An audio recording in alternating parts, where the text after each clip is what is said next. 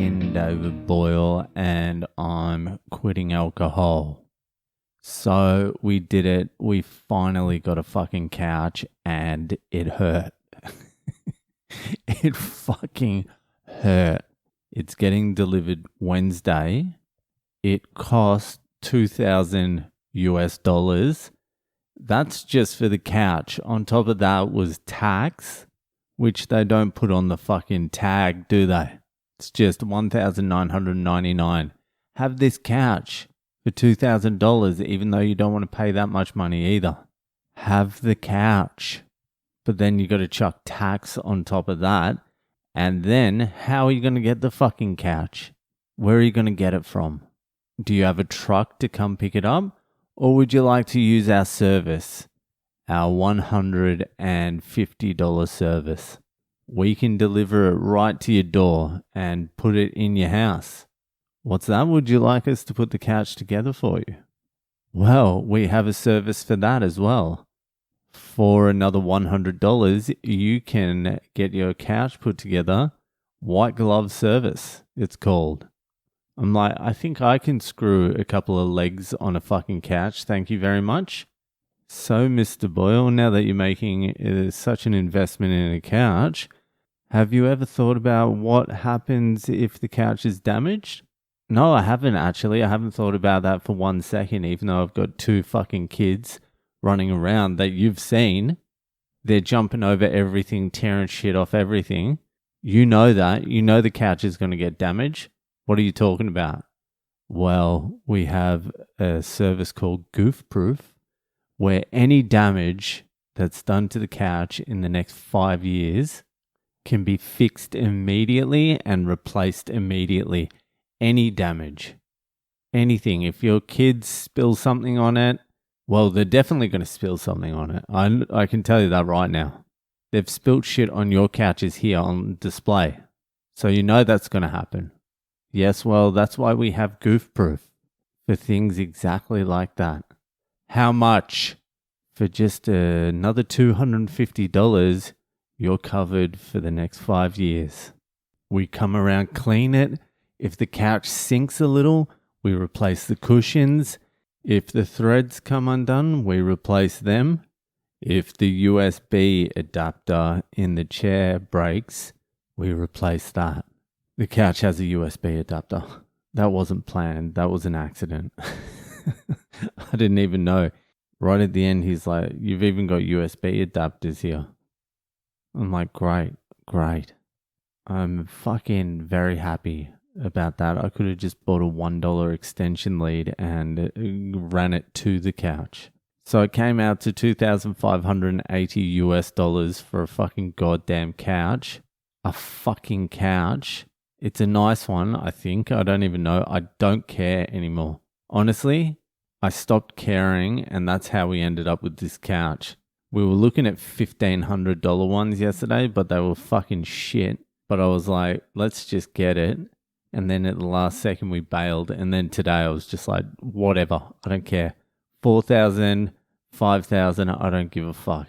But I can tell you right now, $2,500 for a couch was not part of the budget, was not fucking anywhere near part of the budget for moving over here. So everything else now is Facebook Marketplace or off the street. That's it. We're fucking done buying anything. It was either that or we saved $200 on this other couch that was just a little bit too big for our living room, and that would get delivered in 1 month. So we're just like, fuck it, let's just get a couch. We need a goddamn couch. The kids are lying on the floor.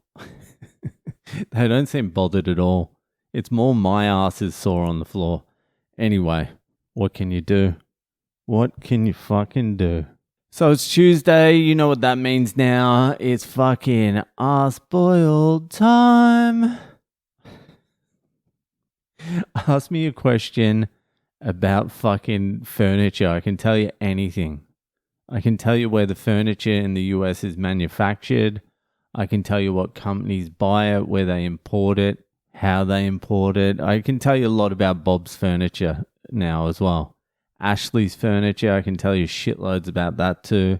Give me a furniture question. I'll fucking slam it out of the park. Anyway, fucking, if you have a question, furniture related or not, that you would like answered by one of the greatest minds of the generation or any generation, comedian, philosopher, whatever else I am, who knows, who cares anymore, Le Boyle, then head to my website. We are red alerts on the questions and we're red alerts on the fucking stories. So, boylecomedy.com, get over there and fucking sort me out. Anyway, let's get to this week's question. So this week's question was sent in by fucking Paulie Paul. Doesn't say where, but fucking Paulie Paul. And here's the question. Le Boyle, you cooker. He's Australian. Have you considered social media or content creation? Now you've moved stateside, you could do vlogs or reels with shorts making cultural observations. Talk to down and outs, crazy Trump fans, Irish cunts. Anyone keen on more of your content, brother, in more formats? Paulie Pizza, you have come to the right place. Have I considered content creation? Let me see. How long have I been a comedian for? Do I include the 18 months I was waterproofing? And do I include COVID? Let's just say I've been doing it quite a while. Have I considered content creation? Let me see. Is this counted? Is this counted as content? I think you mean, have I considered TikTok or Instagram? Yes, I have considered it. I have considered it a couple of times. It's crossed my mind, it has. I'll be doing some more content creation as soon as my couch arrives and I buy a car. Nah, I really have a serious, like a disgust reflex on like 99.999999% of all content created in the entire world ever. Probably whack a few more nines on that actually, because it's all shit. It's all trash. It's short-term, valueless trash. I hate it. So it's hard to get motivated to do content creation when you're not seeing any content that should have been created. All of it could just be binned and it would make no difference to the world at all. The only value there is obviously building an audience, like a mass audience, a big audience. I thought this was going to be enough. I thought just fucking bearing your soul every single day would have been enough. That's enough for the world, isn't it? What else do you need from me? Can't you just spread the word and come to my shows and can't I just do this? But it turns out the quitting alcohol, whatever the fuck this is, the diary of my life, I suppose, is a very niche acquired taste. I love the audience, the listeners of this podcast. Everyone I've met is fucking the best. But it turns out after almost 7 years of doing this podcast, you just about weed out every single demographic of human being there is. Like when I was on board with Trump a few years back, I weeded out all the fucking libtards. and then just before he was elected the second time, and I realized he actually is the one the oligarchs want to win. He's the one they're actually pushing forward. He's the one who's going to push through the agenda. When I realized that and started voicing my opinion on that, I lost all the Trump guys, the MAGA crew. That was just hanging in there with my Indian wife. And then when I went on a 3-year fucking bender just talking about fucking Bitcoin, I just about pushed away everyone except for like 7 people who took my advice. And then I started And then I started talking pro-Russia stuff, which pissed almost everyone off. Then I started calling what Israel's doing a genocide. That pissed the Jews off. And this whole time, people are coming here for a quitting alcohol podcast, and then they're getting whatever the fuck pops into my head any day.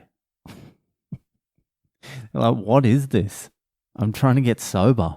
The cunt's talking about his exercise routine and how fat he is and how Vladimir Putin's not the bad guy.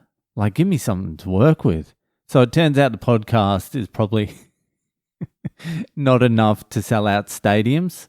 Turns out my personality isn't enough by itself. I'm going to have to pretend to be someone other than myself. I'm going to have to become a caricature to lure in some more people, I suppose. And I guess content creation is the way to do that. I'll get a camera and I'll sit in front of it and I'll fucking compare things like the Australian accent to the Boston accent, the difficulties of driving on the left-hand side, how it's so hard to tell the difference between a $1 bill and a $100 bill. You know, this gold that the masses love. See, I'm torn with content creation because I've always hated the masses. I've always hated the masses with a fucking passion. I have no interest in the masses, and I feel like I would be disgusted in myself if I did anything that would draw the masses in. On the other hand, I need to support my wife and kids. I need money coming in, and I need to have a career. So yeah, let's try and work it out together, eh? What a fucking nightmare. Absolute fucking nightmare. But yeah, Paulie Paul, I'll think about it. I'll think about getting a cheeseburger and jamming the camera right in my face and coming up with some quirky reaction. I'm not even against that anymore. I'm not against it at all.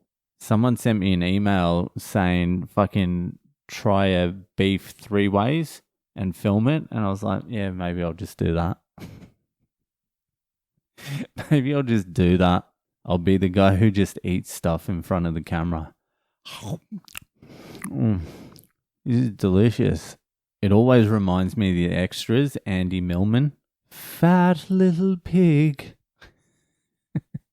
who sold his soul. Anyway, fucking thanks for the question, Paulie Paul Bags.